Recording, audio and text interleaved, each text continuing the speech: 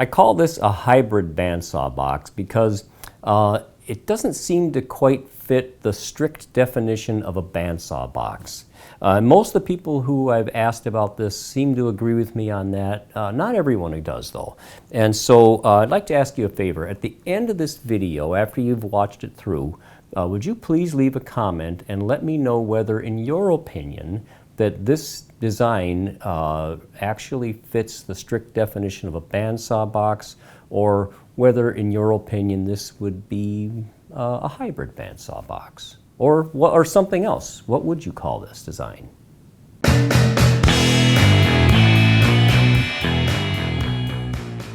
So I knew that later in the project I would need some long pieces of veneer that matched the box. So the first thing I did was to slice a few pieces off of that billet before I did anything else. Once I had the veneer, I cut a piece off the billet that was just the right size for the box.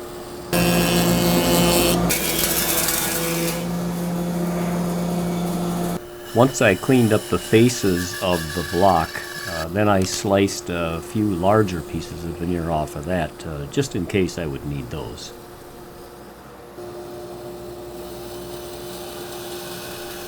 This box is going to have a body, a top, and then another piece for the base. So the first thing I did then was to slice those pieces out of that block.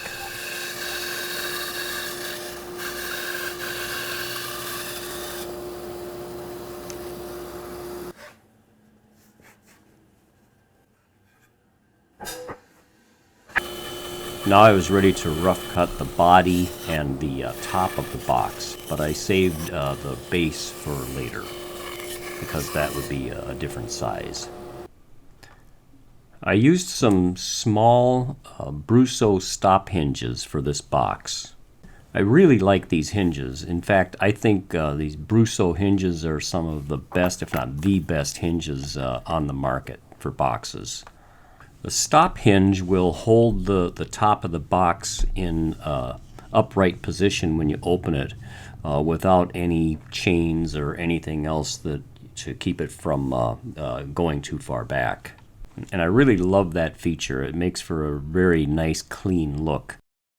To clear the waste for the hinges, to excavate that area, I use a Dremel with an 1/8" spiral bit. And then I have the Dremel mounted on a StewMac or Stuart McDonald router base. This particular model that I'm using is relatively inexpensive, $60 maybe. This is just the best setup for installing hinges. And I'll have a link in the description if you want to take a look at them.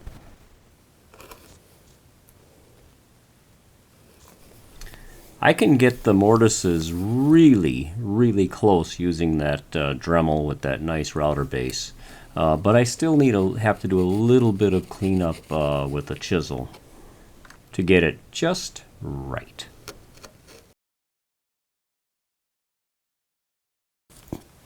Like I said, I really like these Brusso stop hinges. They're normally installed with the barrel protruding out the back of the box, but I wanted to mount them flush to the back of the box, which created a lot of extra problems, actually. The reason for this is because the stop hinges by design have a square barrel, and that being the case, when you open those hinges, the leaves of the hinge swing out beyond the plane of the barrel. So what this means is I have to route and chisel a small trough at the back of the hinge mortise to allow those leaves to clear when I open and close the box. This is a little hard for me to explain, but hopefully it'll be more clear as I go along here. But this is what I had to do to get the hinges mounted flush to the back of the box. After I routed the clearance trough at the back of the hinge mortise, well, then I had to clean that up with some chisels and just like I did with the regular hinge mortise. Getting enough clearance for those hinges to operate smoothly and getting the flush look that I was going for was very, very time-consuming and tedious. This was probably the most difficult part of the entire project. In fact, I would say if you wanted to build one of these and you're not prepared for some high-risk, difficult, tedious handwork, then just mount the hinges the way they're intended to be, protruding from the back of the box. Save yourself a lot of trouble.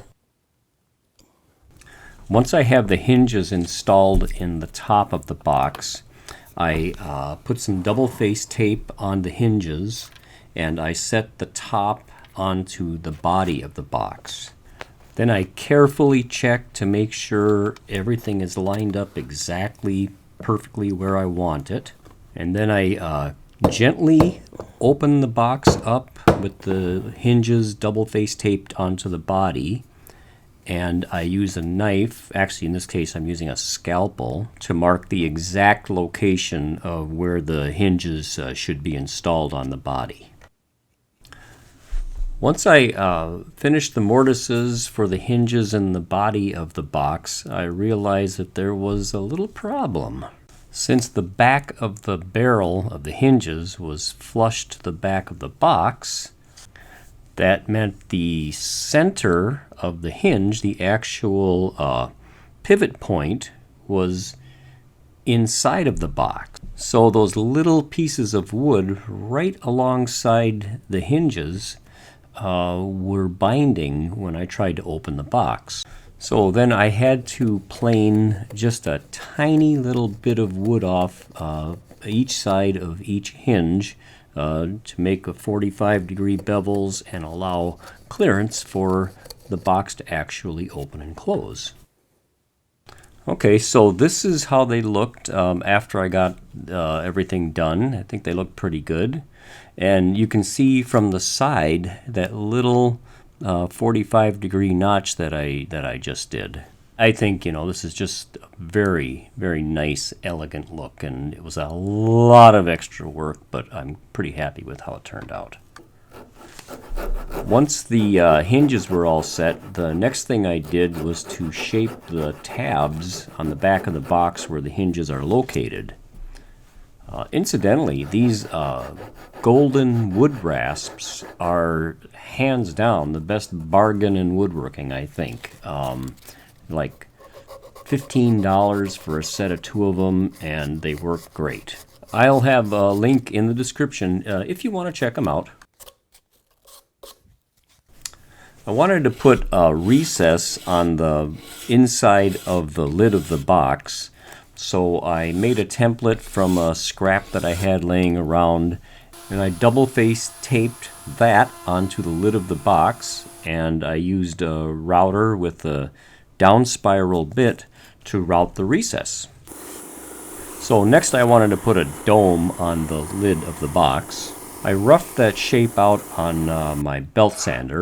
Then I spent a lot of time with files and rasps and sandpaper to get the final shape. So this particular box is a gift for my niece Sarah, and I wanted to put an S-shaped divider in the middle of it. I started out trying to bend some blackwood into that S shape with the hot pipe method. The result was a cracked, oily, brittle mess. And I thought it might be better if the heat were evenly distributed across the wood, so I tried heating it in the oven. That really didn't work. Then I tried steaming it over a frying pan on the stove. That didn't work. But I thought, there has to be a way to do this.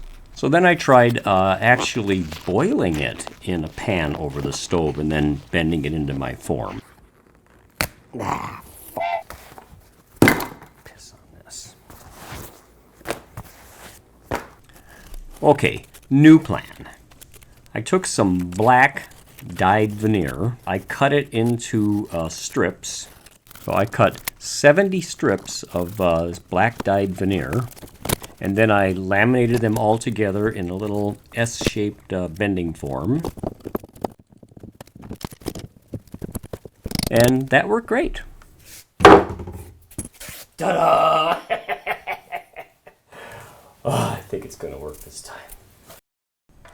I made a wooden template that was the exact size and shape of the divider, and then I transferred that shape onto the laminated blank with some blue masking tape. Then I cut the thickness and rough cut the shape on the bandsaw. Then I fine-tuned the shape on my spindle sander. I wanted the sides of the divider inside the box to be maple and match the rest of the box. So I took some of that bandsaw veneer that I cut at the beginning of this project, and I bent it roughly into the shape that I need with a hot pipe. I used liquid hide glue, and then I wrapped it with elastic tubing to hold the veneer in place while the glue dried. I hollowed out the body of the box with a jigsaw, and in the process I uncovered a crack. I repaired that by opening it up and holding it open with a little wedge and clamping some super glue into that crack. Later on in the video I'll show you how I painted over that so it wasn't noticeable. I carved a small little finger pull relief in the front of the box just under the lid to make it easier to open it, and it added a little texture on the front of the box too. I wanted the S-shaped divider to just sort of flow right into the maple, so I took some extra time to make sure that that S was just a perfect fit inside of the box. And again, I used liquid hide glue to glue the S-shaped divider into the body of the box. I wanted the bottom of the box to have a rounded profile that extended out just a little bit past the body of the box. So I traced the shape of the box onto the bottom with a pencil and a real small washer. I couldn't use a profile bit with this highly figured maple without tearing it apart, so I shaped the profile by hand with files and sandpaper. I pre-finished the parts before assembly, and I used 2 different colors of shellac. I put a coat of garnet shellac on, and after that dried, I sanded that off. And that darkened the soft areas of the wood, similar to what you would do with a dye. And then I went over that with many, many coats of super blonde shellac. After I had the shellac on there and I knew what the final color of the box would look like, then I could go back and paint over that crack that I showed you earlier.